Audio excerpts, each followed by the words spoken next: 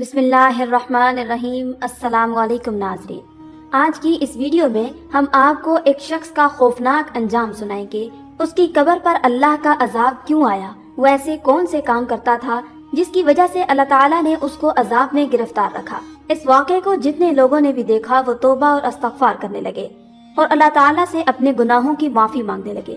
یہ بہت ہی عبرتناک واقعہ ہے، اس لیے آپ تمام لوگوں سے گزارش ہے کہ ویڈیو کو آخر تک ضرور دیکھیے گا۔ ویڈیو اگر پسند آئے تو اسے لائک کر کے اپنے دوستوں کے ساتھ ضرور شیئر کر دیجیے گا اور کامنٹ میں استغفر اللہ ضرور لکھ دیں۔ ناظرین، لاہور کے ایک دور افتادہ علاقے میں واقع ایک قدیم قبرستان میں رات کا اندھیرا بڑھ رہا تھا۔ ہوا میں سردی تھی اور کچھ فاصلے پر ایک پرانا درخت کھڑا تھا جس کے نیچے ایک جگہ کھچا کھچ آبادی تھی۔ لوگ اسے خوفناک سمجھتے تھے اور زیادہ تر رات کے وقت اس طرف آنا پسند نہیں کرتے تھے۔ وہ قبرستان جو کچھ دن پہلے تک کسی کے لیے بھی قابل ذکر نہیں تھا، اب پورے گاؤں کے لیے ایک خوف کا مقام بن چکا تھا۔ اس کی سب سے مشہور قبر حاجی شمس الدین کی تھی، جو ایک امیر اور ظالم شخص تھا۔ حاجی شمس الدین کی زندگی پر روشنی ڈالیں تو وہ ایک طاقتور اور مالدار شخص تھا، لیکن اس کے دل میں کوئی رحم نہ تھا۔ وہ غریبوں کی حق تلفی کرتا، سود پر پیسہ کما رہا تھا اور دوسروں کے حقوق پامال کرتا تھا۔ اس کا ظلم کسی سے چھپا نہیں تھا۔ اس کی موت بھی اتنی ہی پر اسرار اور خوفناک ہوئی۔ گاؤں کے لوگ اس کی موت کے بارے میں بے شمار کہانیاں سناتے تھے اور قبر کے ارد گرد ہمیشہ لوگ جمع رہتے تھے۔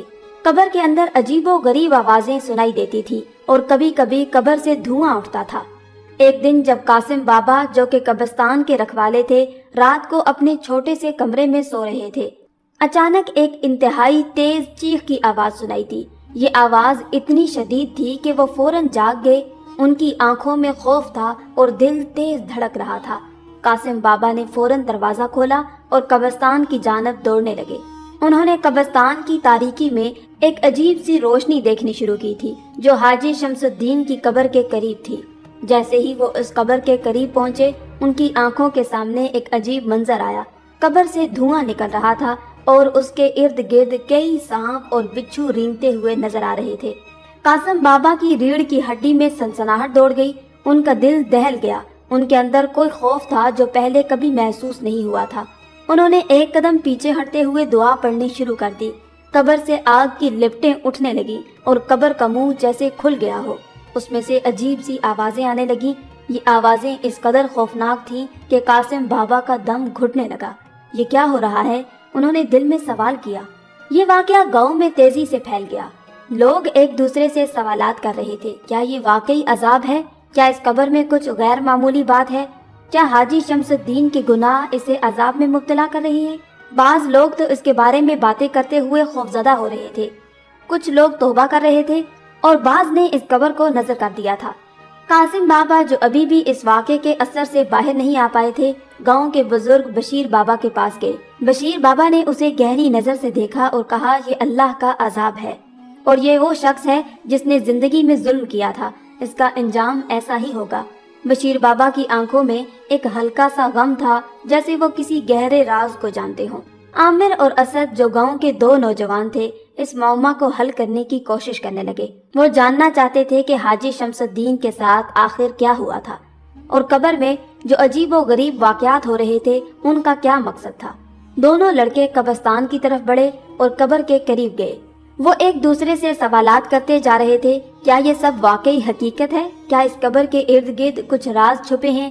دونوں نے قبر کے ارد گرد کی مٹی کھودنا شروع کی اور انہیں ایک پرانی کتاب ملی۔ اس کتاب کا نام تھا عذاب کا حساب۔ کتاب میں درج تھا کہ جو شخص ظلم کرتا ہے اس کا عذاب دنیا میں نہیں بلکہ قبر میں آنا شروع ہو جاتا ہے۔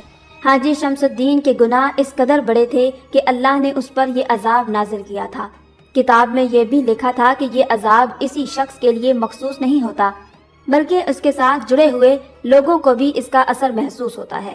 ایک دن جب عامر اور اسد نے اس کتاب کو پڑھا اور اس کے مختلف حصوں پر غور کیا تو انہیں یہ سمجھ آیا کہ حاجی شمس الدین نے جو ظلم کیے تھے وہ اسے آخرت میں نہیں بچا سکتے۔ ان کے گناہ اس قدر سنگین تھے کہ قبر کے اندر اس کے لیے ایک عذاب شروع ہو گیا تھا۔ کیا واقعی یہ اللہ کا عذاب ہے؟ اسد نے خوف کے عالم میں سوال کیا۔ عامر نے گہرا سانس لیا اور کہا، ہاں، یہ عذاب اللہ کی طرف سے ہے اور ہمیں اس سے سبق حاصل کرنا چاہیے۔ اس کے بعد دونوں نے اللہ سے توبہ کی اور اپنی زندگیوں کو بہتر بنانے کا عہد کیا۔ ایک دن گاؤں کے لوگ پھر سے قبرستان میں جمع ہوئے۔ حاجی شمس الدین کی قبر سے ایک بار پھر دھواں اٹھ رہا تھا۔ اس دن قبر کے ارد گرد کچھ اور عجیب و غریب واقعات پیش آئے۔ قبر سے سانپوں اور بچھوؤں کی آوازیں آنے لگیں اور قبر کے اوپر ایک پراسرار سایہ منڈلا رہا تھا۔ لوگ خوف سے کانپ رہے تھے اور کچھ لوگ تو فوراً وہاں سے بھاگ گئے۔ کچھ لوگ اس خوفناک منظر کو دیکھ کر رونے لگے اور کچھ نے اللہ تعالیٰ سے معافی مانگنا شروع کر دی۔ یہ عذاب ہمیں کیا سکھاتا ہے؟ ایک بزرگ شخص نے سوال کیا۔ یہ ہمیں یہ سکھاتا ہے کہ ظلم کا نتیجہ کبھی بھی اچھا نہیں ہوتا۔ آخر کار حاجی شمس الدین کی قبر ایک عبرت کی جگہ بن گئی۔ لوگ اس قبر کے پاس آ کر توبہ کرتے اور دوسروں کے ساتھ حسن سلوک کی دعا کرتے۔ اس قبر سے اٹھنے والا دھواں، سانپ، بچھو اور آگ کا منظر لوگوں کو ہمیشہ کے لیے یاد دلاتا تھا کہ ظلم کا انجام ہمیشہ عبرتناک ہوتا ہے۔ جو شخص ظلم کرتا ہے اس کا نتیجہ ہمیشہ تباہی اور عذاب ہوتا ہے، اور یہی اللہ کی جانب سے ایک پیغام ہے۔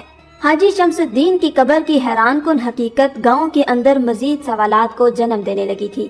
جیسے ہی لوگ اس قبر پر پہنچتے، ہر شخص کے ذہن میں ایک نیا سوال ہوتا، آخر یہ سب کچھ کیوں ہو رہا ہے؟ کیا واقعی یہ وہی حاجی شمس الدین ہے جو سب کے درمیان تھے؟ کیا یہ کوئی فریب ہے؟ اور کچھ سوالات اس سے بھی زیادہ گہرے تھے، کیا ہم بھی ان کے انجام کو دہرا سکتے ہیں؟ گاؤں کے لوگ جو ہمیشہ اپنی روزمرہ کی زندگی میں مشغول رہتے تھے، اب یہ سمجھنے لگے تھے کہ اللہ کا عذاب بہت قریب آ سکتا ہے اور کسی بھی وقت اس کا سامنا ہو سکتا ہے۔ اس خوف کی لہر نے پورے گاؤں کو جکڑ لیا تھا۔ یہی خوف اور دہشت لوگوں کے اندر ایک تبدیلی لے آیا۔ ہر روز لوگ قبر کے قریب آ کر اپنی زندگی کے اعمال پر غور کرتے اور اللہ سے توبہ کی دعا کرتے۔ یہی وقت تھا جب حاجی شمس الدین کی قبر پر کئی مزید عجیب و غریب واقعات پیش آئے۔ ایک دن قبر کے ارد گرد ایک سرسراہٹ سی محسوس ہوئی، جیسے کوئی زوردار آواز آ رہی ہو، لیکن کسی نے بھی اسے محسوس نہیں کیا۔ اس روز قبر کے قریب ایک بزرگ آدمی جن کا نام غلام عباس تھا آیا۔ وہ گاؤں کا ایک قدیم شخصیت تھا اور اس نے قبر کی کہانیوں کے بارے میں پہلے سنا ہوا تھا۔ غلام عباس کا دل اس واقعے کے بارے میں بہت زیادہ پرشکوک تھا اور وہ چاہتا تھا کہ اس معمہ کو حل کیا جائے۔ اس کے دل میں اس خوفناک قبر کے پیچھے چھپے ہوئے راز کو جاننے کی شدید خواہش تھی۔ غلام عباس نے گاؤں کے کئی افراد کو اکٹھا کیا اور ایک مشاورتی اجلاس شروع کیا۔ اس اجلاس میں گاؤں کے بہت سے بزرگ اور نوجوان شامل تھے۔ انہوں نے حاجی شمس الدین کی قبر کے بارے میں اپنے خیالات کا تبادلہ کیا۔ کچھ لوگوں کا کہنا تھا کہ قبر میں جادو ہے، کچھ لوگوں نے کہا کہ یہ اللہ کا عذاب ہے، اور کچھ لوگوں نے اس قبر کو شیطانی قرار دیا۔ ان سب باتوں کے بیچ غلام عباس نے کہا، یہ ہمیں اللہ کی طرف سے ایک سخت پیغام ہے اور ہم سب کو اس سے عبرت حاصل کرنی چاہیے۔ غلام عباس اور اس کے ساتھیوں نے فیصلہ کیا کہ وہ حاجی شمس الدین کی قبر کا معائنہ کریں گے تاکہ حقیقت معلوم کی جا سکے۔ اس دن صبح سویرے وہ قبرستان پہنچے۔ ہوا میں ایک سرسراہٹ تھی اور اس کے ساتھ ہی قبر کے ارد گرد ایک عجیب و غریب سکوت چھایا ہوا تھا۔ جیسے ہی غلام عباس نے قبر کی مٹی کو ہلایا، ان کی نظریں ایک عجیب سی چیز پر پڑی۔ یہ کچھ چمکدار دھاگے کی شکل میں تھا اور وہ اس دھاگے کو کھینچنے لگے۔ چند لمحے بعد وہ دھاگا ایک کمر کی شکل میں مڑ گیا۔ اس کے نیچے کچھ اور نظر آیا اور اس میں ایک زنگ آلود سکہ، کچھ پرانے کاغذات اور ایک چھوٹا سا قیمتی پتھر تھا۔ غلام عباس نے فوراً اس پتھر کو نکالا اور اس کا بغور جائزہ لیا۔ پتھر پر کچھ عجیب و غریب نشان تھے جو کسی قدیم رسم یا نشانی کی طرف اشارہ کرتے تھے۔ غلام عباس اور اس کے ساتھیوں نے پتھر کے بارے میں مزید تحقیق کرنے کا فیصلہ کیا۔ اس وقت ایک نوجوان لڑکا عادل جو ہمیشہ تحقیق میں دلچسپی رکھتا تھا، اس نے ان کاغذات کو کھول لیا۔ ان کاغذات میں ایک ایسی تحریر تھی جو حاجی شمس الدین کی زندگی کے بارے میں کئی راز کھول رہی تھی۔ اس تحریر میں لکھا تھا، جو شخص اپنے مال میں حرام کا سامان شامل کرتا ہے، اللہ اس پر عذاب نازل کرتا ہے اور اس کے اعمال کا حساب یہاں نہیں بلکہ قبر میں ہوگا۔ یہ بات کسی دھچکے سے کم نہیں تھی۔ غلام عباس نے ان کاغذات کو دوبارہ پڑھا اور کہا، یہ صرف ایک شخص کی کہانی نہیں ہے بلکہ یہ ہمارے لیے ایک سبق ہے۔ گاؤں کے لوگوں نے یہ نئی معلومات سنی اور ایک خوف کا عالم پیدا ہو گیا۔ اس سے پہلے کہ وہ اس قبر کو مزید کھود کر اس کی حقیقت جان سکیں، قبر کے ارد گرد ایک عجیب و غریب حادثہ پیش آیا۔ ایک رات جب گاؤں کے لوگ قبر کے پاس جمع ہو رہے تھے، اچانک قبر سے ایک بہت ہی خوفناک آواز آئی۔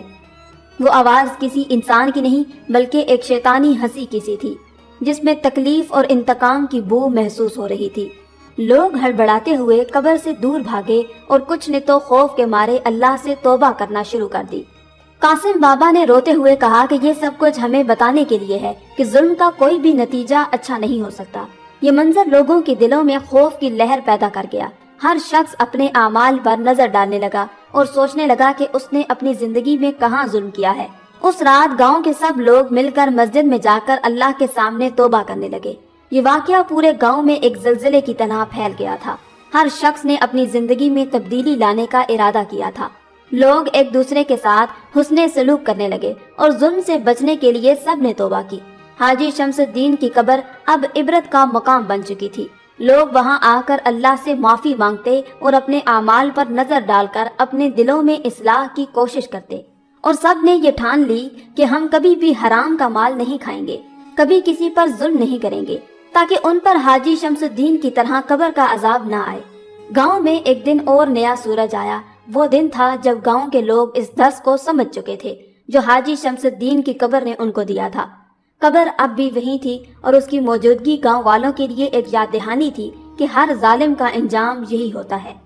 اللہ کا عذاب کبھی نہیں ٹلتا اور وہ ظلم کرنے والوں کو کبھی معاف نہیں کرتا۔ اب گاؤں کے لوگوں کی زندگیوں میں سکون تھا اور وہ اللہ کی رضا کی کوشش کرتے ہوئے اپنے ہر کام میں انصاف اور ایمانداری کو اپنانے لگے تھے۔ یہ واقعہ پورے گاؤں میں پھیل چکا تھا اور لوگ اس سے سبق لے کر اپنی زندگیوں میں تبدیلی لانے لگے تھے۔ گاؤں میں ایک نیا ماحول تھا۔ لوگ ایک دوسرے کے ساتھ حسن سلوک کرنے لگے اور ظلم کرنے والوں کا بائیکاٹ کیا گیا۔ حاجی شمس الدین کی قبر اب ایک سبق آموز مقام بن چکی تھی۔ یہ کہانی ہمیں یہ سکھاتی ہے کہ اللہ کا عذاب کسی بھی ظالم کو نہیں چھوڑتا اور ہمیں ہمیشہ اپنی زندگی میں انصاف اور حسن سلوک کو اپنانا چاہیے۔ اس کہانی کا پیغام یہ ہے کہ ہم سب کو اپنی غلطیوں کا احساس ہونا چاہیے اور اللہ سے توبہ کرنی چاہیے تاکہ ہم آخرت میں عذاب سے بچ سکیں۔ تو ناظرین، آج کی ہماری کہانی آپ کو کیسی لگی نیچے کامنٹ باکس میں ضرور بتائیے گا۔ ویڈیو اگر پسند آئے تو اسے لائک کر کے اپنے دوستوں کے ساتھ ضرور شیئر کر دیجیے گا۔ آخر میں اللہ رب العزت سے دعا ہے کہ اللہ تعالی ہمیں نیک اعمال کرنے اور برائی سے بچنے کی توفیق عطا فرمائے، آمین یا رب العالمین۔